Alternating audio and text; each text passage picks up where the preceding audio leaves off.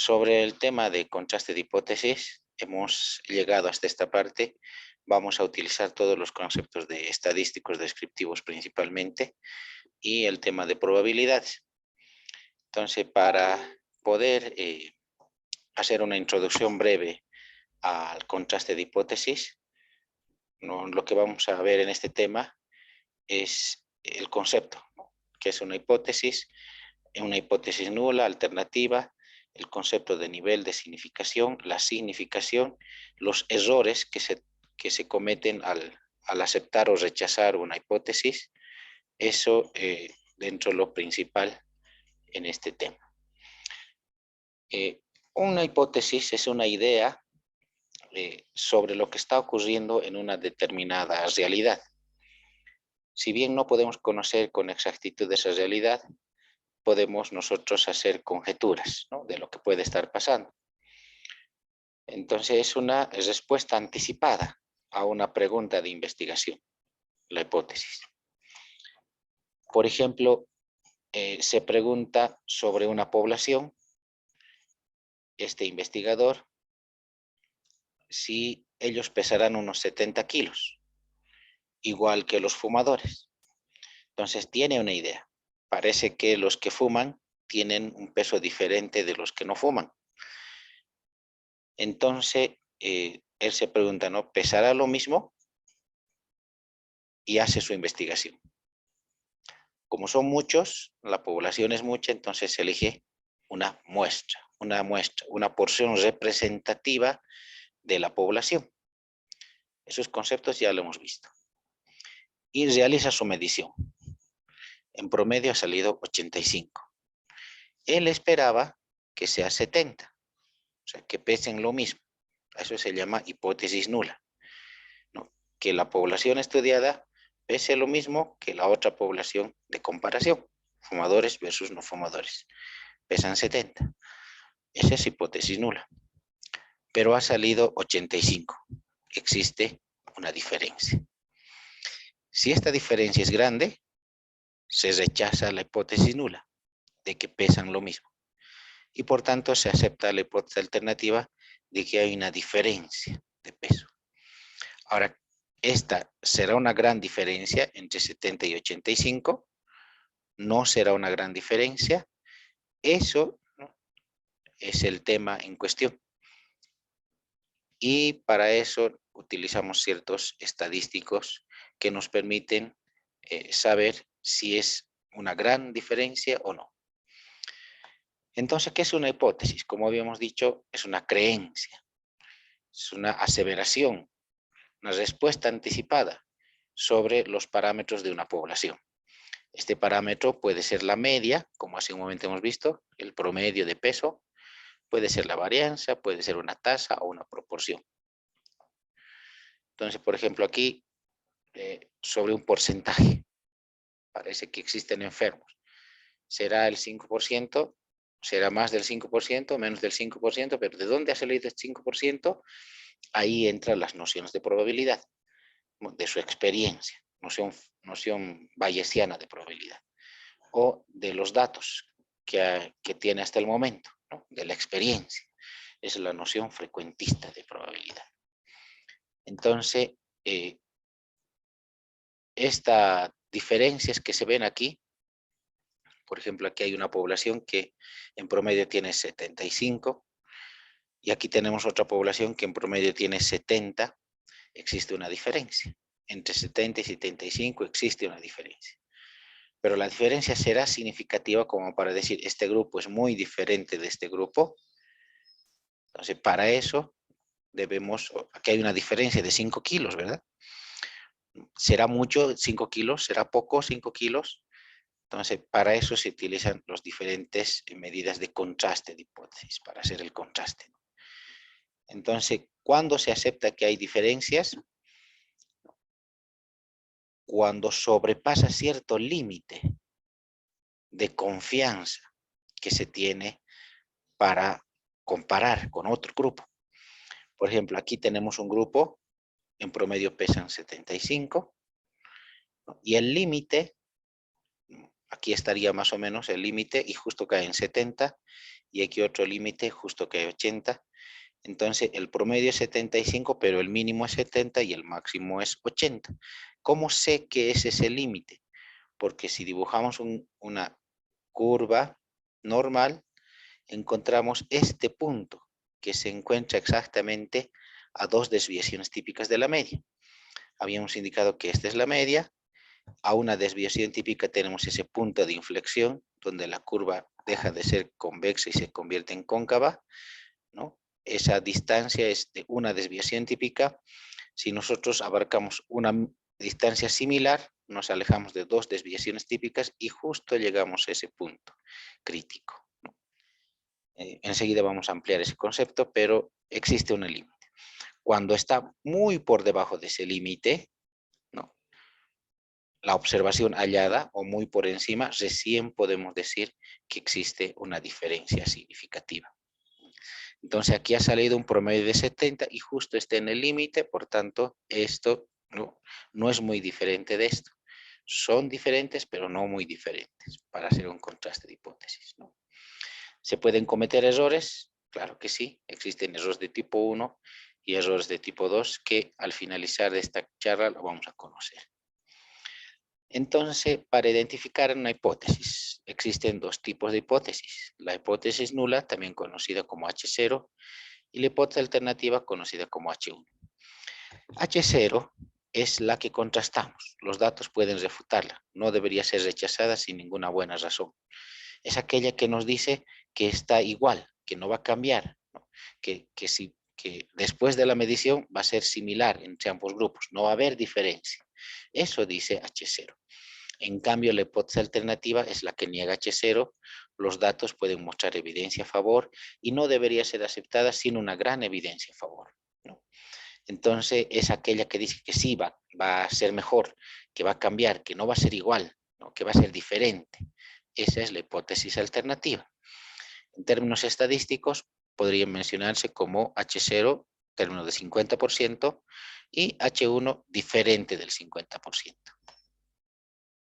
A veces es difícil encontrar, ¿no?, cuál es cuál, pero aquel que le tiene un signo igual o menor igual o mayor igual que, generalmente es la hipótesis nula.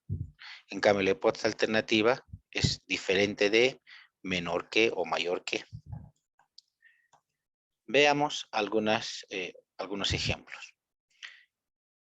Una pregunta de investigación. ¿La osteoporosis estará relacionada con el sexo?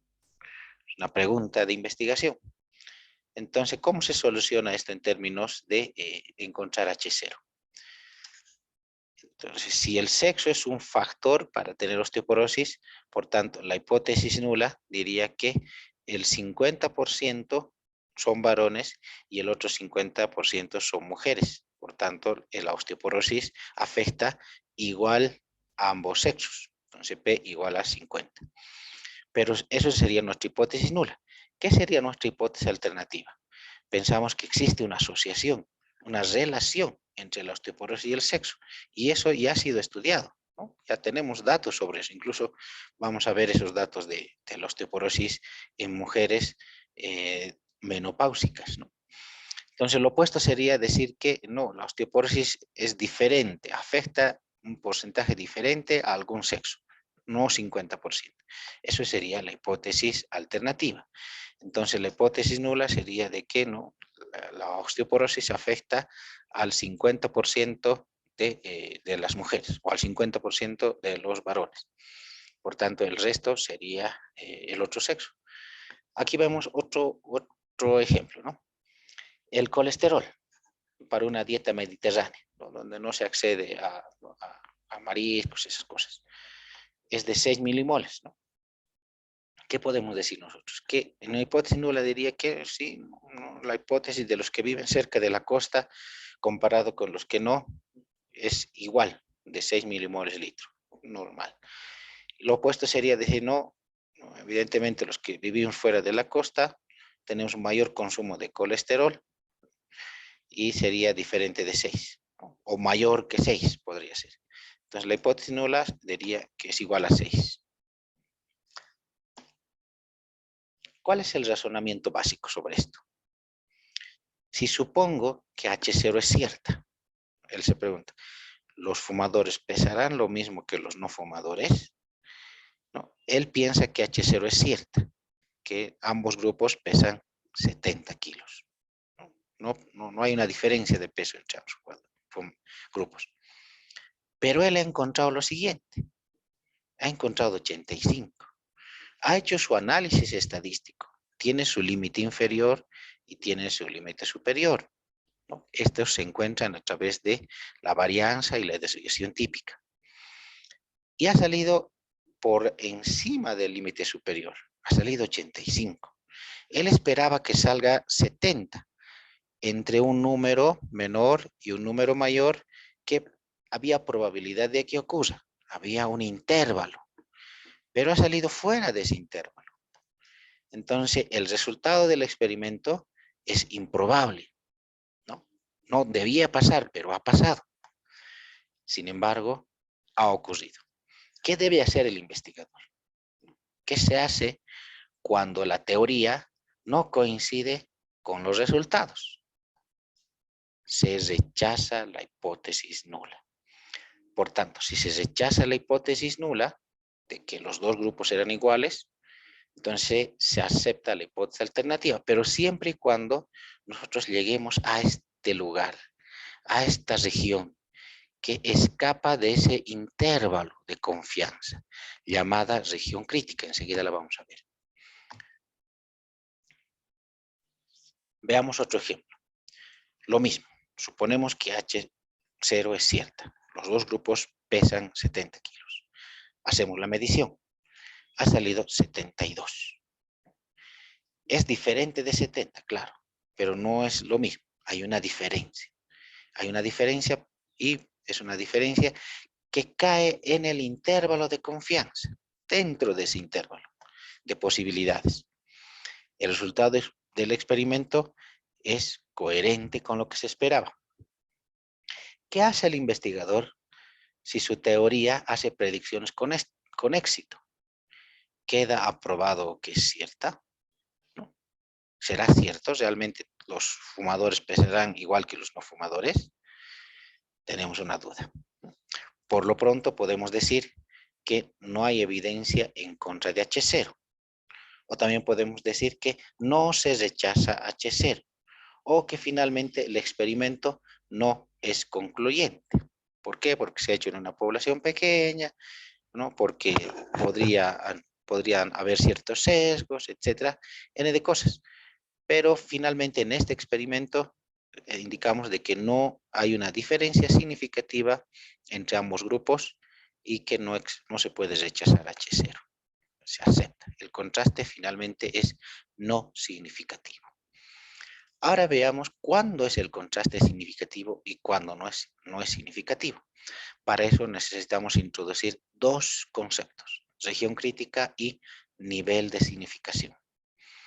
Si tenemos una distribución normal como esta, un promedio, en este ejemplo el promedio es 70, les había indicado de que si nos alejamos una desviación típica de la media, llegamos a este punto de inflexión, donde la curva deja de ser convexa o cóncava y se convierte en convexa, y ese punto resulta que está exactamente a una desviación típica de la media.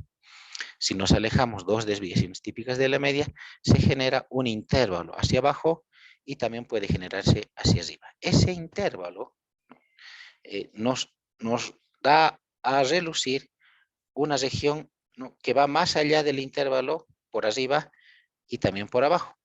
A eso se llama región crítica. Esta región crítica tiene un valor. Ese valor es de 5%. Si esta distribución tiene el 100%, entonces esta región es del 5% y 5%, cuando es unilateral. Pero cuando tomamos en cuenta las dos colas, entonces aquí estaría 2.5 y aquí 2.5.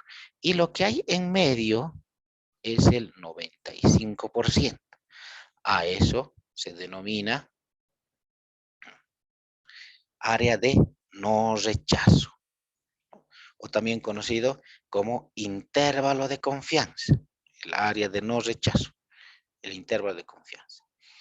Entonces, la región crítica son valores improbables, son muy bajos o muy altos, ¿no? Es conocido antes de realizar el experimento y el nivel de significación es este número, que está en relación a la región crítica. Se llama alfa. Puede ser un número pequeño, del 1%, 5%, máximo 10%. Esta es la regla de juego, fijada de antemano por el investigador. Es la probabilidad de rechazar H0 cuando esta es cierta. Es la probabilidad de error de tipo 1, ¿no?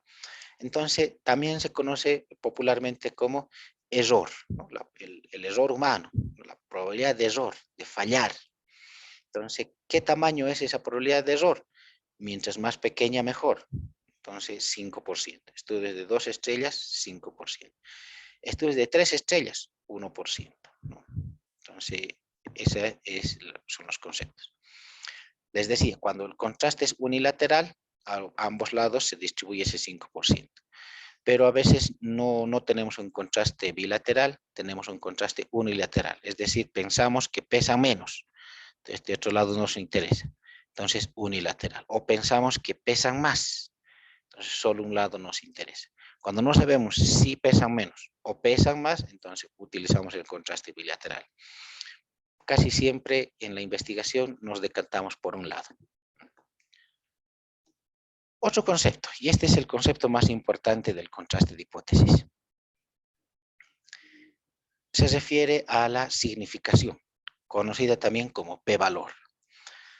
Vamos a abocarnos a este sector, a la región crítica, conocido como alfa, ya dijimos, ¿no? Alfa o nivel de significación.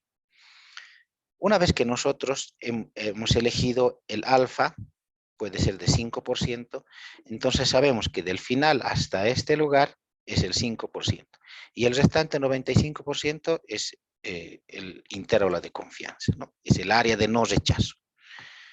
Cuando ocurre un experimento, ha salido 72, ha caído dentro del área de no rechazo, ¿cuál es el valor de P? Entonces, el P-valor lo halla el computador, ¿no? Es aquel valor que toma en cuenta desde el final hasta chocar, hasta llegar al resultado del experimento. Claro que el resultado del experimento aquí ha salido promedio de 72, pero el valor de P en porcentaje sería desde aquí hasta el final, ¿no? Extraído eso, vamos a verlo. Los hemos extraído ahí arriba. Entonces, este sería el tamaño, entre comillas, tamaño de P, ¿no? El valor de P. Y este es el valor de alfa. Hemos dicho que el valor de alfa generalmente es del 5%. Si esto es alfa, entonces P es más grande que alfa, evidentemente. Va a tener un valor en los resultados estadísticos, la significación o P-valor va a ser más del 5%. Entonces, ¿qué ocurre? Cuando el valor de P, ¿no? Cuando el valor de P es mayor que el alfa, cuando P es mayor que alfa, el contraste es no significativo. No existe diferencia significativa. Es igual, no ha cambiado. Este grupo pesa igual que el otro, ¿no?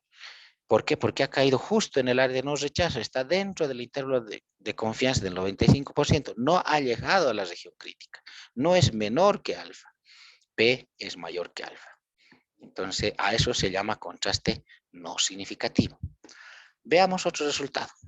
Ha salido 85. Y nuestro contraste era, ¿no? Hipótesis nula, pesan lo mismo, 70. Hipótesis alternativa, no. Los fumadores pesan más que 70 kilos, más que los no fumadores. Y hemos sacado 85. Hay una diferencia entre 70 y 85. No podemos decir que la diferencia es significativa hasta no tener el p-valor. Y aquí está el p-valor. Este es ese p-valor.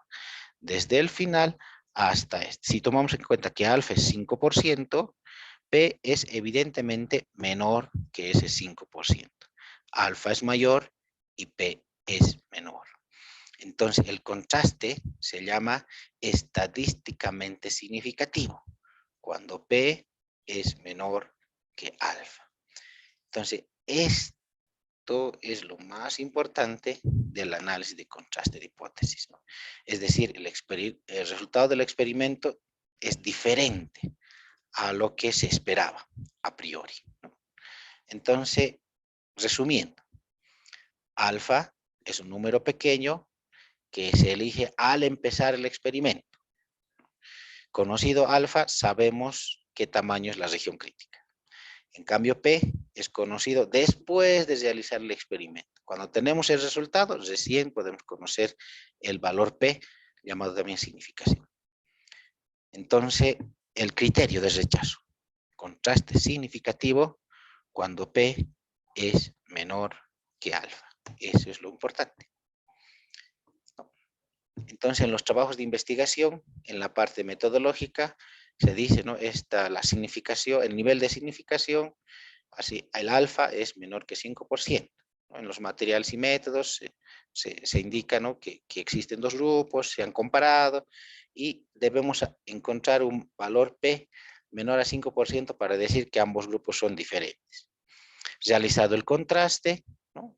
Aquí está la significación, el famoso p-valor, ha salido 0,021.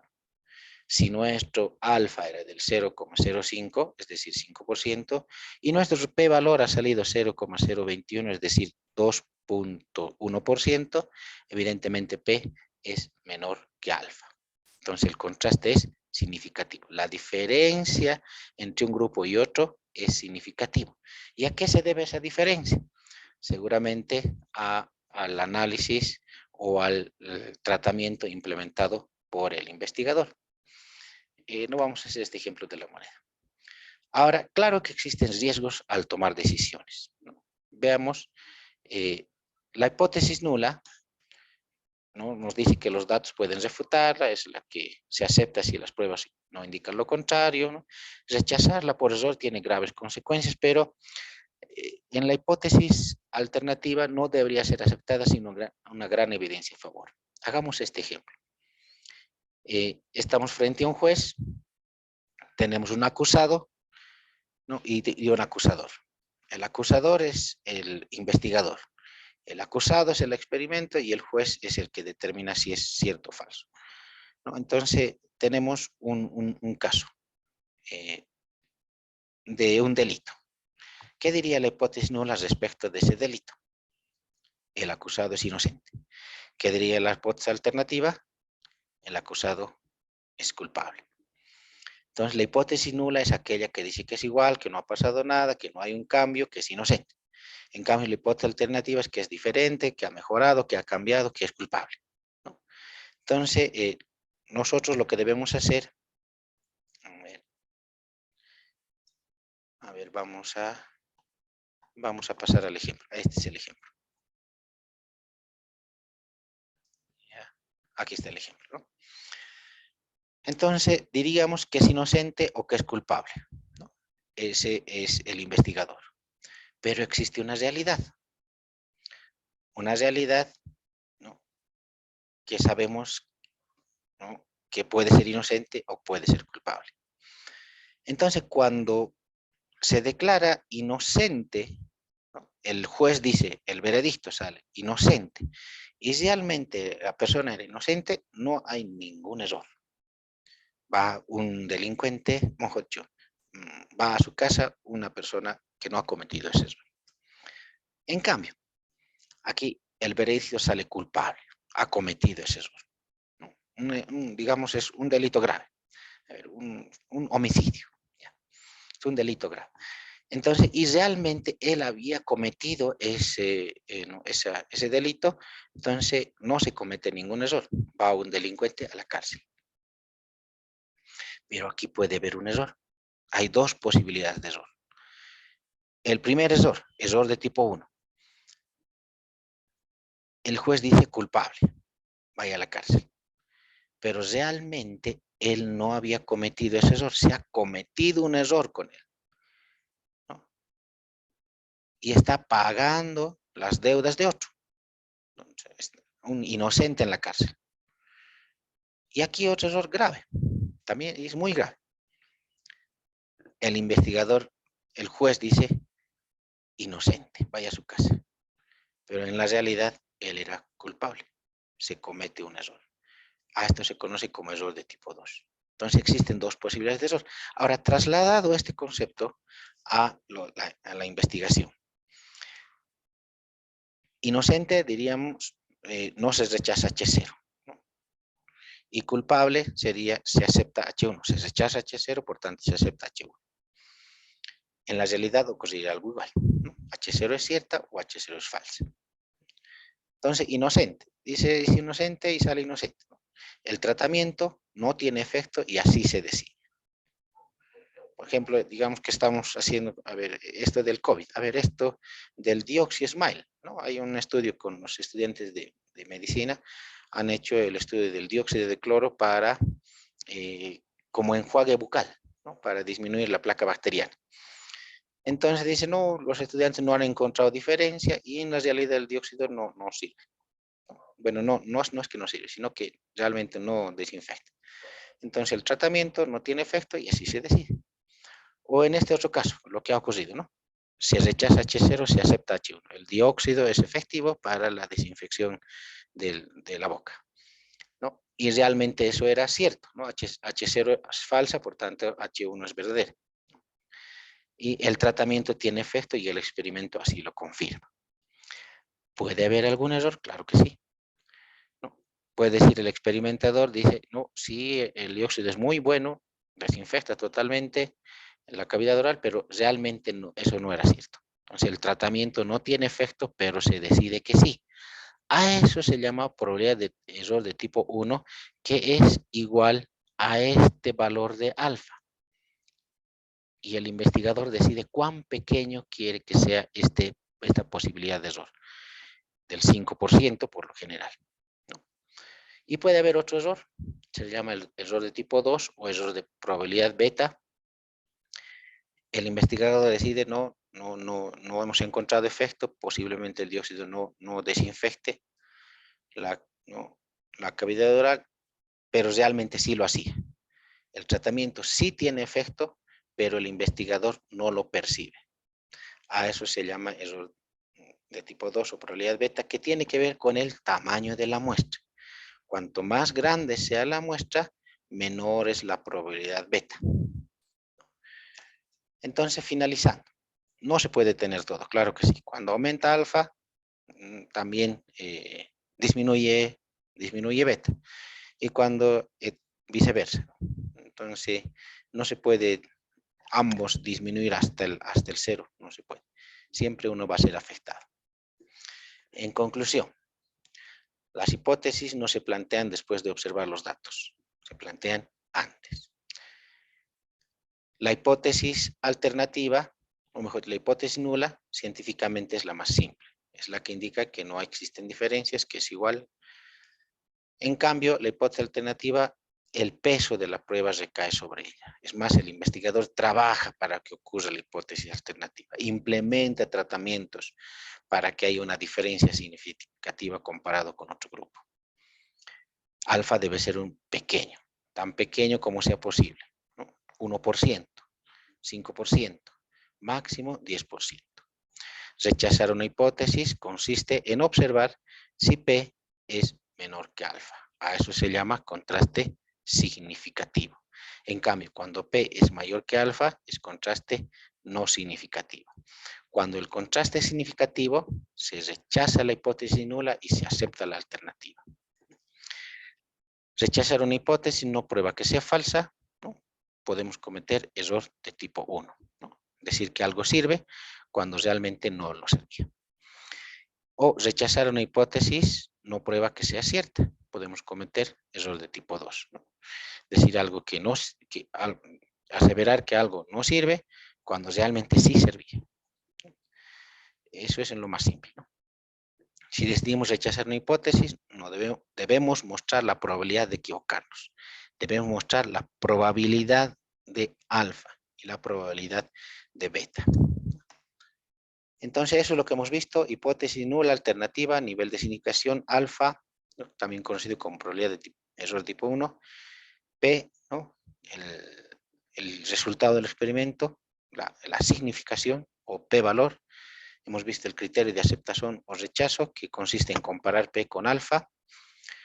Y hemos visto los errores de tipo 1 y errores de tipo 2.